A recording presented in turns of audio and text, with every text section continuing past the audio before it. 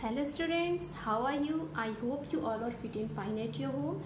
And now I will start your chapter 3 and chapter 3 is glimpses of past. Glimpses it means होता है student झलक, यानी हमारे history की कुछ झलक। ऐसे तो ये हिस्ट्री का चैप्टर है बट आपके इंग्लिश लिटरेचर में आया है तो आप भी हमारे हिस्ट्री के बारे में कुछ जान जाएंगे। So let's see the chapter. Hello students, this is chapter 3 and the chapter name is glimpses of the past. Student ये है तो आपका इंग्लिश लिटरेचर, बट इस इंग्लिश लिटरेचर में आपका एक ऐसा ये टॉपिक आया है जो कि हिस्ट्री से लिया गया है, हमारे हिस्ट्री के बारे में है, हमारे बीते हुए जो हमारे बीते कल थे उसके बारे में है, जो भी हुआ था। ठीक है, जब हमारा देश अभी आज़ाद नहीं हुआ था तब की चीज़ें कुछ काज यहाँ पे दी गई है। ओके, ग्लिम्सेस ऑफ मतलब ग्लिम्सेस झलक, यानी हमारी जो हिस्ट्री की कुछ झलक दी गई है यहाँ पे।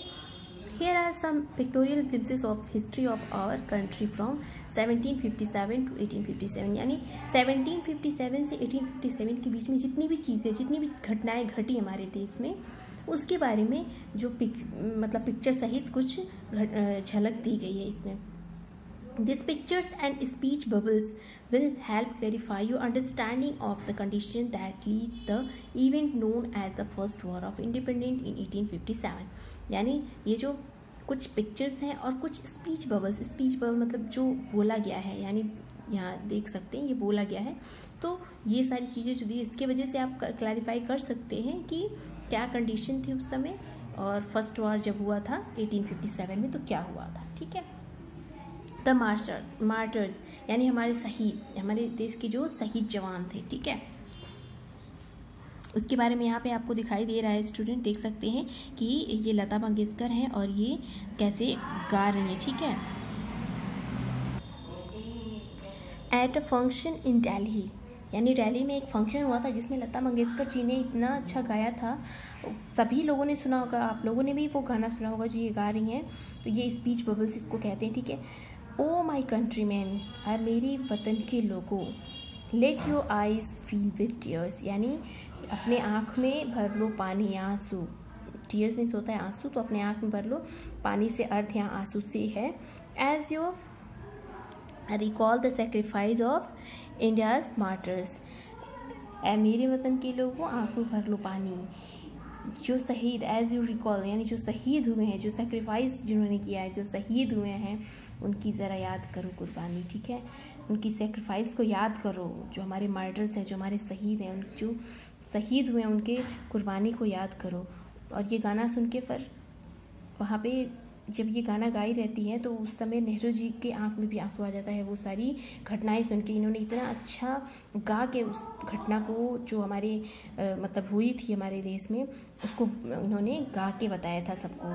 तो एक तो ये हो गया, फिर द कंपनीज कंक्वेस्ट, यानी जो हमारी कंपनी विजयी हुए थे।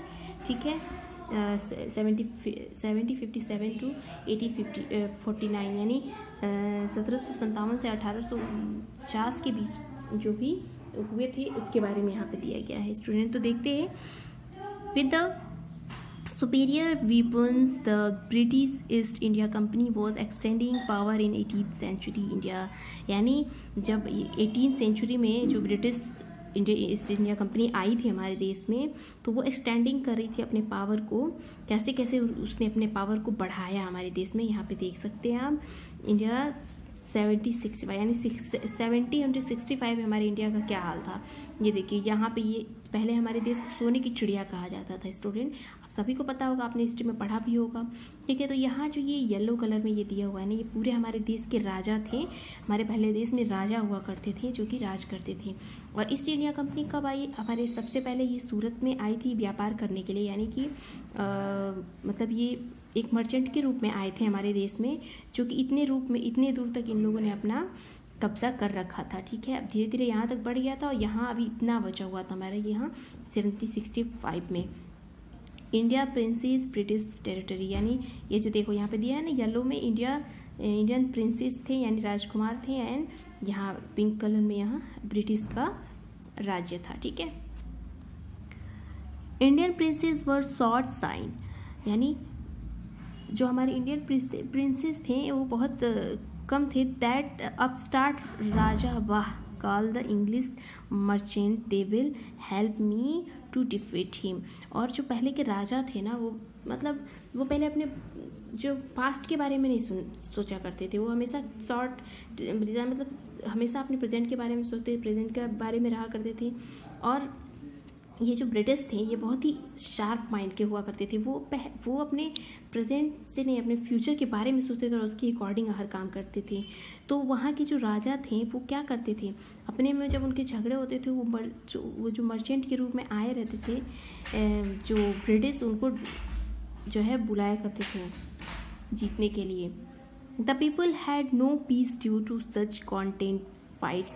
और फिर उनके बीच में जो झगड़े होते थे उसको सुलझाने के लिए जो है वो उनको बुलाया करते थे, उनसे एडवाइस लेने के लिए।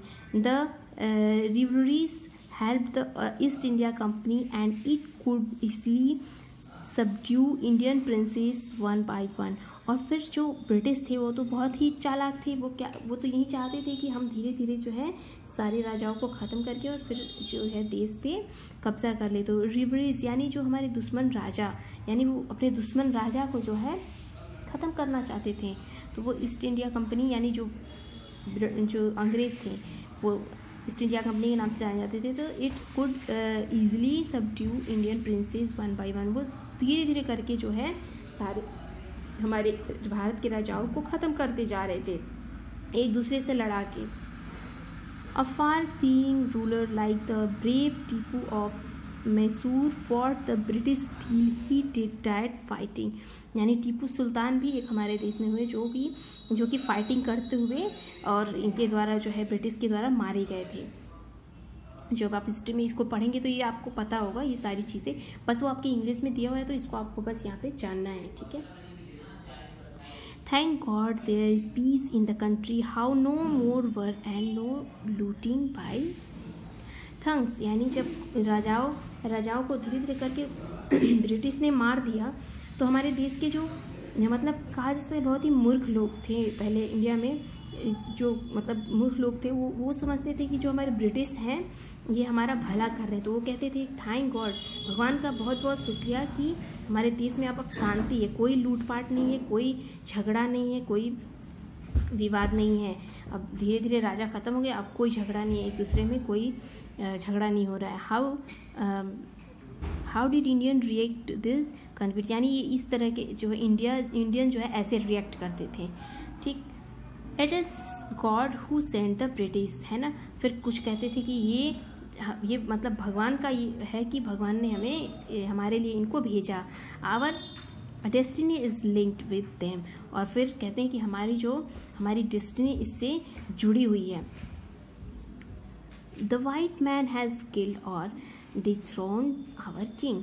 फिर कुछ लोग कहा करते थे, उसी में जो ज़्यादा मतलब एक्सपीरियंस थे, होशियार थे, वो कहा करते थे कि ये जो वाइट मैन, ये जो गोरे लोग हैं ना, ये किल्ड आवर डिथ्रोन्ड आवर किंग। यानी जो है ये हमारे राजाओं को मार के और उनकी गद्दी को क्या करना चाह रहे हैं, छीनना चाह रहे हैं, ठीक है।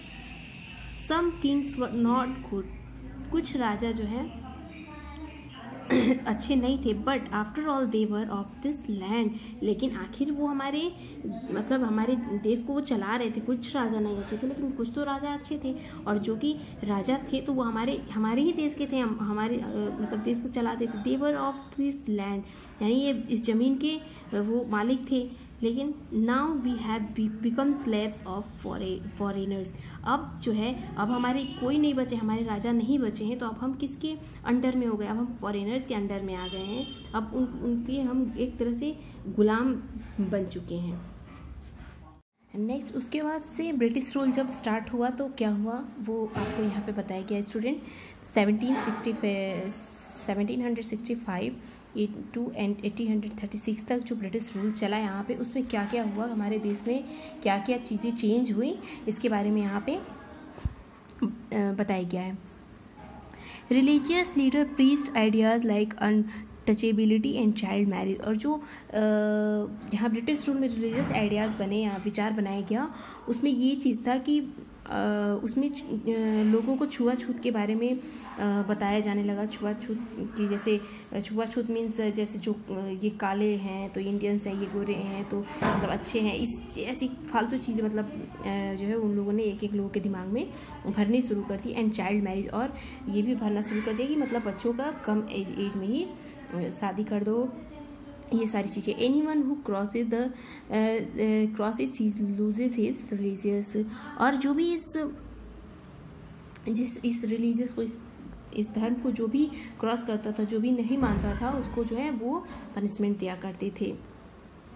All the misery in the world is due to women, और कुछ जो मूर्ख हुआ करते थे वो कहते थे कि ये सारी जो विपत्ति, माइजरी मतलब जो भी ये विपत्ति आई हुई है हमारे देश पे, ये सारी जो है वुमेन की वजह से आई हुई है। और उनको ये नहीं पता था कि ये वुमेन से ही वो इस धरती पे आए हैं, और वुमेन को ही गलत मानते थे, जो कि छोटे विचार के लोग हुआ करते थे। The truth was that Indians had lost self respect, the British scorned them। और जो है यहाँ पे जो इंडियंस है ना अपनी सेल्फ रिस्पेक्ट खो चुके थे, और वो सिर्फ हुजूरी किया करते थे ब्रिटिश का, वो जो भी कहते थे उसमें हामी भरते थे। यहाँ पे स्पीच बबल्स दिया हुआ है, the natives are unworthy of trust, incapable of honesty. तो यहाँ पे जो ब्रिटिश कहते थे कि जो इंडियंस हैं वो बहुत ही कह सकते हैं कि नेटिव हैं, यानी मतलब जो यहाँ के निवासी हैं ना, ये जो नेटिव और अनवर्दी ऑफ ट्रस्ट, यानी इन पे ट्रस्ट करने लायक नहीं है, बहुत ही बेईमान है। तो इसी में एक इंडियन कहता है, ट्रू योर ऑनर, आप सत्य कह रहे हैं जी हुजूर, बट आई एम ऑनेस्ट, लेकिन मैं ऑनेस्ट हूँ। मतलब इतना बेवकूफ़ हुआ करते थे। ये तो सारे इंडियंस को कहते थे, सारे इंडियंस की बेइज्जती करते थे, लेकिन ये जी हुजूरी के चक्कर में, अपने बचाने के चक्कर में वो सबके लिए नहीं, बस अपने कह देते थे कि हाँ आप सही कह रहे हैं हुजूर, लेकिन मैं सही हूँ, मैं ऑनेस्ट हूँ, ईमानदार हूँ। Being merchant, the British wanted quick profits. Their heavy taxes forced farmers to abandon their fields। और चूँकि जो ब्रिटिश हमारे यहाँ आए थे वो एक मर्चेंट के रूप में आए हुए थे, यानी व्यापारी बन के ही आए थे। तो वो फिर यहाँ इंडिया में जब उन्होंने अपना राज्य कर लिया, तो फिर यहाँ पे भी वो व्यापार कैसे शुरू उन्होंने कर दिया कि वहाँ पे जो है जो हमारे फार्मर्स हुआ करते थे उनसे उन्होंने टैक्स लेना शुरू कर दिया। ठीक है, उनका जैसे खेतों में अनाज होता था तो उनसे वो टैक्स लिया करते थे, और जब वो फार्मर्स टैक्स नहीं भर पाते थे तो वो उनके खेत का पूरा अनाज ले लिया करते थे। But your man are taking all my crop. और फिर इंडियन बेचारे रोते गिड़गिड़ाते रहते थे, लेकिन हम तो टैक्स नहीं भर पा रहे, लेकिन अब कैसे टैक्स भरेंगे आप, आपके मैन ने तो हमारा सारा क्रॉप ले लिया, सारा अनाज ले लिया, तो हम कैसे टैक्स को भरेंगे। You are still in arrears, if you don't pay next week I will send you to jail, है ना। और उसके बाद कभी भी ये ब्रिटिश जो है दया नहीं करते थे, वो कहते थे कि अगर तुम लोग ये नेक्स्ट वीक तक ये टैक्स पे नहीं कर पाओगे तो मैं तुम लोगों को जेल खाने में बंद कर दूंगा। और वो ऐसा ही करते थे, क्योंकि जब उनके अनाज ले लेंगे तो वो टैक्स कैसे पे करेंगे, तो इसीलिए वो ऐसा जानबूझ के करते थे। Still the British invented other methods which gave them more profits. फिर वो धीरे धीरे उन लोगों ने और इन्वेंट किया और सर्च किया कि और दूसरा मतलब मेथड सर्च किया कि उनको किस चीज़ से और ज़्यादा फ़ायदा मिल सकता है। The goods manufactured in England should not have any import duty when brought into India. और फिर इन्होंने सोचा कि जो है द गुड्स मैन्युफैक्चर, यानी जो सामान का लेन देन है, ये जो है ये हमारे इंग्लैंड में नहीं, क्योंकि वो कहाँ से आए थे, इंग्लैंड से आए हुए थे। Duty day bought into a good idea, ये गुड आइडिया है। The East India company's laws begin to cripple Indian industries. और फिर वो जो है इंडिया में अपनी इंडस्ट्री फैलाने लगे।